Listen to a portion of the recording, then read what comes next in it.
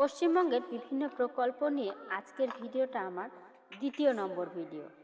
চলো তাহলে প্রকল্পগুলোর নাম শুরু করি। মাতৃযান প্রকল্পের সূচনা হয়েছিল 2011 সালে। এই প্রকল্পের মুখ্য উদ্দেশ্যই ছিল রাজ্যের প্রত্যেকটি মায়েরা যাতে তাদের সন্তান প্রসবের জন্য স্বাস্থ্য কেন্দ্রে পৌঁছাতে পারে, তার জন্য অ্যাম্বুলেন্স পরিষেবা দেওয়া। স্বাস্থ্যসাথী প্রকল্পের সূচনা হয়েছিল 2016 সালে। পশ্চিমবঙ্গের সাধারণ মানুষের জন্য 5 লক্ষ টাকার বীমা তৈরি করাই ছিল এই প্রকল্পের মুখ্য উদ্দেশ্য। যুবশ্রী প্রকল্পের সূচনা হয়েছিল 2013 সালে। পশ্চিমবঙ্গের বেকারদের আর্থিক সাহায্য প্রদান ছিল এই প্রকল্পের মুখ্য উদ্দেশ্য। পশ্চিমবঙ্গের যুবক যুবতীদের এই প্রকল্প অনুযায়ী প্রতি মাসে 1500 টাকা প্রদান করা হয়।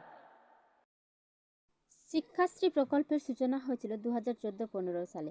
এই প্রকল্পের মুখ্য উদ্দেশ্যই ছিল পশ্চিমবঙ্গের জাতি ও উপজাতিদের আদিবাসীদের 5ম থেকে 8ম শ্রেণী পর্যন্ত শিক্ষার্থীদের অর্থ প্রদান করে শিক্ষাক্ষেত্রে উৎসাহিত করা, শিক্ষার্থীরা মাঝপথে যাতে পড়াশোনা না ছেড়ে দেয়। শিশুসাথী প্রকল্পের সূচনা হয়েছিল 2013 সালে। দরিদ্র পরিবারে 12 বছরের কম বয়সী শিশুদের বিনামূল্যে হার্টের অস্ত্রোপচার ছিল এই প্রকল্পের মুখ্য উদ্দেশ্য। সবুজ সাথী প্রকল্প এর সূচনা হয়েছিল 2015 সালে। নবম থেকে দ্বাদশ শ্রেণী পর্যন্ত শিক্ষার্থীদের সাইকেল প্রদানই ছিল এই প্রকল্পের মুখ্য উদ্দেশ্য। খাদ্যসাথী প্রকল্পের সূচনা হয়েছিল 2016 সালের 27শে জানুয়ারি। এই প্রকল্পের মুখ্য উদ্দেশ্য ছিল পশ্চিমবঙ্গের দরিদ্র জনসাধারণদের 2 টাকা কেজি দরে চাল ও গম প্রদান করা। ঐক্যশ্রী প্রকল্পের সূচনা হয়েছিল 2020 সালের। সংখ্যালঘু শিক্ষার্থীদের স্কলারশিপ প্রদান করা ছিল এই প্রকল্পের মুখ্য উদ্দেশ্য। প্রি ম্যাট্রিক স্কলারশিপ, যেখানে শিক্ষার্থীরা 5ম থেকে 10ম শ্রেণী পর্যন্ত পেত। পোস্ট ম্যাট্রিক স্কলারশিপ, শিক্ষার্থীরা একাদশ থেকে পিএইচডি পর্যন্ত ছাত্রছাত্রীরা স্কলারশিপ পাবে।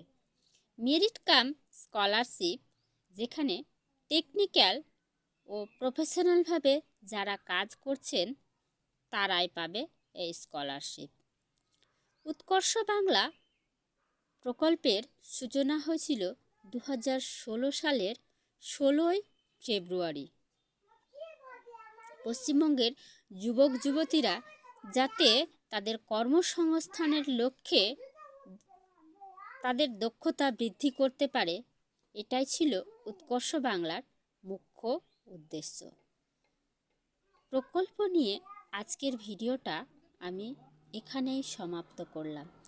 যদি ভিডিওটা ভালো লেগে থাকে তাহলে অবশ্যই লাইক, কমেন্ট ও সাবস্ক্রাইব, শেয়ার করে পাশে থেকো। এতক্ষণ পর্যন্ত আমার ভিডিওটা দেখার জন্য সবাইকে অসংখ্য ধন্যবাদ।